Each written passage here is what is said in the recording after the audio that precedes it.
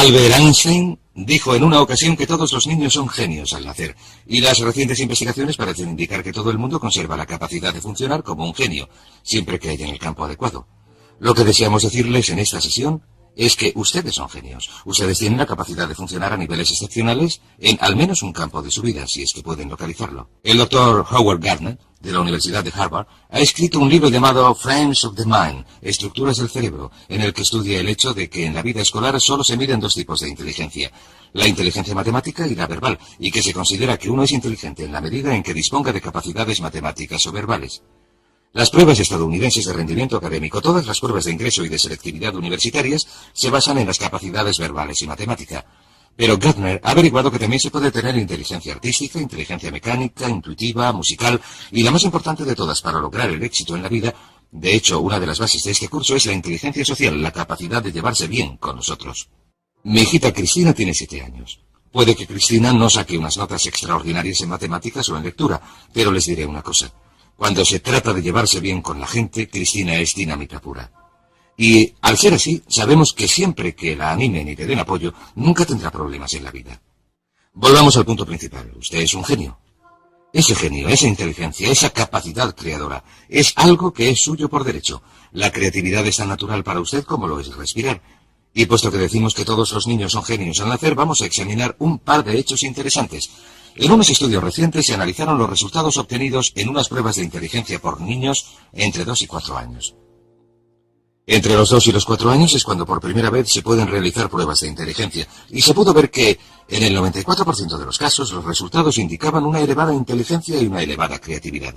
A continuación se repitieron las pruebas con estos mismos niños a los 7 años, y se vio que solamente en el 4% de los casos los resultados indicaban una elevada inteligencia y una elevada creatividad. ¿Cómo sucedió esto? ¿Por qué este espectacular descenso en la creatividad? Muy sencillo. Entre los 2 y los 4 años y a la edad de 7 años, estos niños hacían cosas, tocaban cosas, las probaban, las olían, se metían en todas partes. A los 2 y 3 años son terribles, a los 4 son fantásticos, etc. Lo que pasó es que averiguaron que cuando hacían esas cosas sus padres se enfadaban, sus profesores se enfadaban, sus hermanos se enfadaban, les gritaban, les daban azotes y les desanimaban a la hora de hacer cosas nuevas, de explorar el mundo con el tipo de entusiasmo que los niños ponen en estas cosas. Averiguaron que si uno quiere salir adelante tiene que hacer lo que se espera de uno, así que con el tiempo se volvieron pasivos. Empezaron a ir al colegio y les sentaron en filas ordenadas. Hablaban cuando levantaban la mano, les decían cuándo podían ir al baño, etc. Pero lo maravilloso es que, aunque esto haya sucedido, la creatividad se sumerge como un río subterráneo, y lo que vamos a hacer en esta sesión es hablar de cómo se le puede hacer volver a la superficie. Por cierto, en la Universidad de Minnesota se realizó un interesante estudio hace algunos años. Este estudio se basaba en una prueba psicológica realizada en la universidad para verificar qué factores llevaban a la creatividad en los niños, y lo que se hizo fue seleccionar a varias madres de la zona urbana de Minneapolis que padecían retraso mental, esto es, sus coeficientes de inteligencia representaban un máximo de 80. Se localizó a cada una de estas madres en un momento en el que estaban teniendo hijos, y se estableció un experimento por el que los estudiantes de la Facultad de Psicología iban a las casas de estas madres, recogían a los niños a una edad temprana, los llevaban a la universidad, los situaban en un entorno donde podían jugar, donde se les estimulaba, oían música, tenían juguetes. Los estudiantes experimentaban con ellos y les mantenían ocupados, los cogían en brazos y jugaban con ellos, etc. Al final de este experimento, y según iba progresando, cuando llegaron a una edad en la que se les pudo hacer una prueba de coeficiente de inteligencia sobre los 5 o 6 años, se averiguó que los resultados de estos niños rondaban los 130 puntos, que, como saben, se aproxima a lo excepcional. Se considera que una persona con un coeficiente de inteligencia de 140 es un genio. Un coeficiente de inteligencia de 130 está algunos puntos por debajo de lo que se necesita para ser clasificado en el nivel superior. Cuando se les repitieron las pruebas, un par de años después, el resultado medio fue un coeficiente de inteligencia de 132 puntos. ¿Cuál era la clave? ¿Cuál era la clave para este increíble desarrollo de la mentalidad? Averiguaron que la clave era la estimulación. La clave era la estimulación. Averiguaron que durante los años iniciales de formación de un niño, el nivel de inteligencia y creatividad que se desarrolla está en proporción directa con la calidad y la cantidad de estimulación que un niño recibe. ¿Qué significa esto para ustedes y para mí? Pues significa que si tienen niños, lo mejor que pueden hacer es suministrarles un entorno que los estimule. Significa que si desean ser una persona muy creadora, lo mejor que pueden hacer para ustedes mismos es suministrarse una dieta que les estimule. Distintos libros, cintas, ideas, personas, situaciones, entornos. Incluso el hecho de utilizar rutas distintas para ir al trabajo tiende a ayudarnos a romper con nuestra rutina y con nuestra zona cómoda y a hacernos pensar de manera diferente. Hay algo conocido como la ley del uso, o un principio denominado la ley del uso. La ley del uso aplicada a un músculo físico dice que, si no se utiliza, se pierde. Si no se utiliza un músculo durante un periodo de tiempo, se atrofia y no se puede utilizar. La ley del uso también se aplica mentalmente a su nivel de creatividad.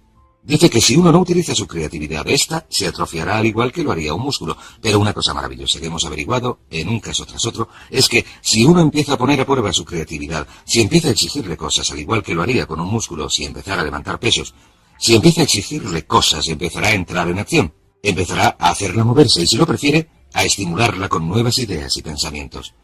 Así que la clave consiste en empezar a estimular su mente alimentándola con todo tipo de cosas que hagan que rompa con la rutina habitual. Hay otro aspecto interesante de la creatividad que resulta importante: el lenguaje. Una de nuestras averiguaciones consiste en que una de las correlaciones más estrechas en nuestra sociedad, la correlación directa con el éxito en cualquier campo, es la que existe entre el éxito y el conocimiento verbal. La persona media de habla inglesa utiliza menos de 1.200 palabras en su vocabulario diario, de un total de unas 500.000 palabras posibles. Hemos averiguado que el nivel de creatividad y de inteligencia del individuo están en proporción directa con el número de palabras cuyo significado conoce y que puede utilizar en una conversación.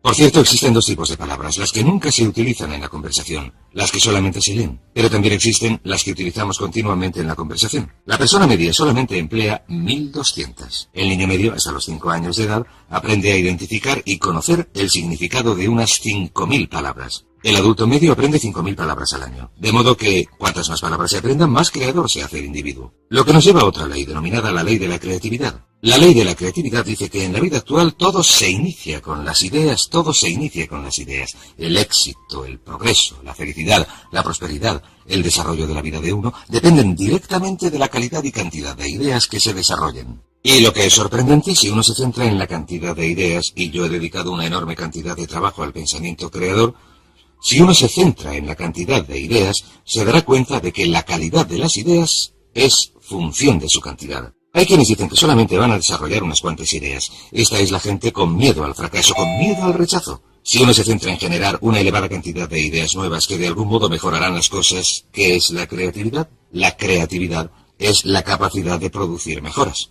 La creatividad sencillamente consiste en la capacidad de generar mejoras. Cualquiera que sea capaz de producir mejoras es una persona creadora. Si se puede mejorar el modo de controlar al niño, si se puede mejorar el modo de resolver una situación social, si se puede mejorar el modo en que se cocina un plato, se arregla el coche, se trabaja en el jardín, se elabora un plan de marketing, se hace un anuncio, cualquier cosa que haga que algo mejore es un acto creador. No es necesario componer sinfonías o escribir novelas o pintar cuadros. Lo único que hay que hacer es mejorar las cosas. Una serie de pequeñas mejoras puede producir unas diferencias extraordinarias en el rendimiento. De modo que la ley de la creatividad dice que el futuro, el éxito, la felicidad, en muchos casos la longevidad, estarán determinados por la calidad y cantidad de las ideas que uno produce. Pero, ¿qué es lo que controla la creatividad? En mi opinión, 3 cosas. La primera, las experiencias del pasado. Si uno se ha educado en un entorno, especialmente durante la infancia, en el que se le ha animado a pensar con creatividad, entonces será una persona creadora. A nuestros hijos, desde luego, hagan lo que hagan, siempre les decimos lo inteligentes que son, lo creadores que son, lo interesantes que son, lo divertidos que son. Y cuando están cerca de nosotros, siempre hablamos delante de ellos de lo creadores y listos que son nuestros hijos. Así que nuestros niños creen que son pequeños genios. Y probablemente, puesto que son nuestros hijos, no andan muy equivocados. En segundo lugar está el hecho de que el autoconcepto de un adulto con respecto a la creatividad es muy importante. ¿Se considera usted una persona creadora? Pues bien, como dijo Henry Ford, y ya lo hemos comentado antes, tanto si cree que lo es, parafraseando sus palabras, como si cree que no lo es, tendrá razón. Si su autoconcepto consiste en que se dice, creo que soy una persona creadora, esto es lo que se convertirá en su realidad. La mayoría de la gente cree que no son especialmente creadores sencillamente porque no han puesto a prueba sus capacidades creadoras desde hace tiempo. El tercer campo que determina su creatividad es su entorno actual. Si usted está en un entorno que fomenta la creatividad, que fomenta las ideas nuevas, verá que se le ocurren ideas. Tom Peters, en su libro In Search of Excellence, Buscando la Excelencia, dice algo estupendo. Dice que si les dejáramos, la gente nos ahogaría en ideas. Dice que las empresas más prósperas son aquellas donde continuamente se genera una enorme calidad y cantidad de buenas ideas. Dice que el éxito comercial está en proporción directa con la cantidad de ideas buenas o nuevas, o de ideas nuevas para producir mejoras. Así que examinen estos 3 puntos, estudien cuál fue su experiencia pasada con sus padres. En mi caso, mis padres me desanimaron de cualquier idea que pude tener en cuanto a hacer algo que no fuera exactamente lo esperado, porque mis padres eran una gente con muchos temores. Vivieron la depresión y la Segunda Guerra Mundial, etc. Mi autoconcepto me decía que no tenía ninguna creatividad, y mi entorno en muchas situaciones era del tipo en el que había que hacer lo que se esperaba de uno para salir adelante. Pero si empezamos a desprendernos de estas cosas, si empezamos a darnos cuenta de que somos creadores, entonces empezamos a hacer que esto se convierta en nuestra realidad. Ahora bien, existen dos tipos de personalidades, lo que llamamos la personalidad mecánica y lo que llamamos la personalidad adaptable. La principal diferencia entre estos dos tipos consiste en que la personalidad mecánica es rígida y la personalidad adaptable es flexible. La personalidad mecánica tiende a ser dogmática. En otras palabras, quienes la tienen dicen tajantemente que las cosas son de una manera. Hacen declaraciones que podríamos definir como en blanco y negro. Todo es sí, no, arriba, abajo, blanco, negro. Son casi absolutistas. La declaración de un absolutista es esto es así absolutamente. La persona adaptable tiene una mentalidad abierta. Siempre está dispuesta a considerar distintos enfoques. Se dan cuenta de que una pregunta nunca queda contestada, así que siempre están preguntando. Siempre están haciendo más preguntas. Dicen cosas como ¿qué os parece esto? ¿Qué os parece si hacemos aquello? ¿O por qué no probamos esto? O esa podría ser otra idea. Y tienden, si lo prefieren, a ser fluidos. Si se plantea una idea nueva, si acaban de tomar una decisión y se plantea una idea nueva, dejan la primera y adoptan la segunda. Son muy flexibles. Y verán que las personalidades adaptables son las personalidades con más éxito, las más felices. De hecho, existe una relación directa entre un amor propio reducido y la falta de seguridad. Falta de seguridad. La gente recurre a su inseguridad. Y la gente con un elevado amor propio con seguridad, los que están satisfechos consigo mismos, están dispuestos a cuestionar las ideas. De modo que pregúntense, ¿en qué lugar del gráfico se sitúan ustedes en cuanto a tener una personalidad mecánica o adaptable? Y he aquí 4 preguntas fáciles que se pueden hacer, 4 maneras fáciles de analizarse. Pregúntense lo siguiente, ¿con qué facilidad en una escala de 1 a 10 pueden hacer una de estas manifestaciones? Número 1, ¿con qué facilidad pueden decir, me he equivocado, no tenía razón? Me he equivocado, no tenía razón. Verán, las personas adaptables, las personas flexibles y fluidas están dispuestas a reconocer que se han equivocado, y las personas mecánicas, o si lo prefieren, rígidas, son las que no pueden admitir que se han equivocado, de modo que lo que hacen es esforzarse por ocultar su error. Trabajan mucho para defenderse y proteger sus errores en lugar de decir me he equivocado. Una vez que uno ha dicho me he equivocado, no hay nada que discutir, entonces uno se puede dedicar a hallar la solución. He aquí otra manifestación. ¿Con qué facilidad, en una escala de 1 a 10, pueden decir, he cambiado de opinión, es verdad, antes me parecía buena idea, pero he cambiado de opinión? La capacidad de cambiar de opinión es el distintivo de una persona flexible. ¿Con qué facilidad pueden decir, no lo sé, en una escala de 1 a 10? Si alguien, un hijo, un padre, un jefe, les hace una pregunta, ¿con qué facilidad pueden decir, no lo sé? O manifestación final, ¿con qué facilidad pueden decir, necesito ayuda, no lo puedo hacer yo solo, no tengo la capacidad suficiente, necesito que alguien me ayude, necesito ayuda, he cambiado de opinión, no lo sé? Estas son las manifestaciones que hace una persona flexible. Muy bien, estudiemos otro par de aspectos de la creatividad. Tenemos la ley del uso, tenemos la ley de la creatividad. Sabemos que el lenguaje y el vocabulario están directamente relacionados con esta. Sabemos que el autoconcepto es parte esencial de la creatividad, que cuanto más se gusta uno a sí mismo, cuanto más cree uno en sí mismo, más probabilidades tiene de ser creador. Así que el siguiente punto es preguntar. Sencillamente, la capacidad de hacer preguntas. Cuanto más dispuesto esté uno a hacer preguntas una y otra vez, cuanto más dispuesto esté uno a decir qué pasaría si lo hiciéramos de otro modo, qué pasaría si cambiáramos, qué pasaría si hiciéramos lo contrario de lo que estamos haciendo, qué pasaría si hiciéramos más, si hiciéramos menos, si dejáramos de hacerlo por completo, estas son las preguntas de una persona creadora. Ahora bien, como ya he dicho, usted es un genio. Sin embargo, ¿va usted a desarrollar su genio plenamente? El único modo de que pueda desarrollar su genio plenamente es empezando a utilizar algunas de las técnicas que hemos comentado en este seminario. Una de ellas es tener unas metas muy claras. Si usted tiene unas metas claras que desea lograr, estas estimularán su creatividad, como comentaremos en el próximo módulo. La segunda parte es empezar a utilizar afirmaciones, y la mejor afirmación es soy un genio, soy un genio, soy un genio, y repetirlo una y otra vez. Sucederá algo sorprendente si repiten estas palabras. En su mente consciente y subconsciente, cuando empieza a decir una y otra vez en su mente consciente, soy un genio, soy un genio, soy un genio, usted impulsa el mensaje al subconsciente.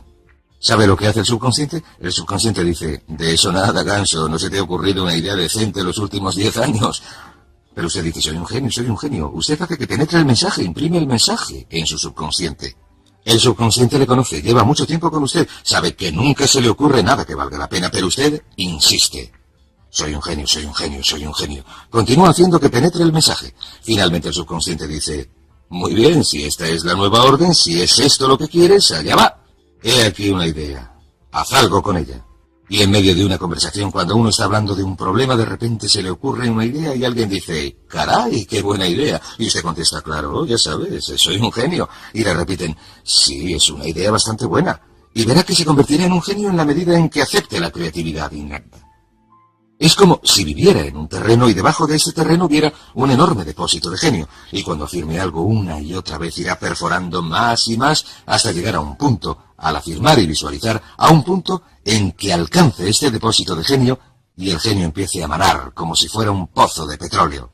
Y cuando empiece a fluir, les diré lo más sorprendente, cuando empiece a fluir, diremos por qué funciona esto en un momento, cuando empiece a fluir, se le ocurrirá una idea tras otra.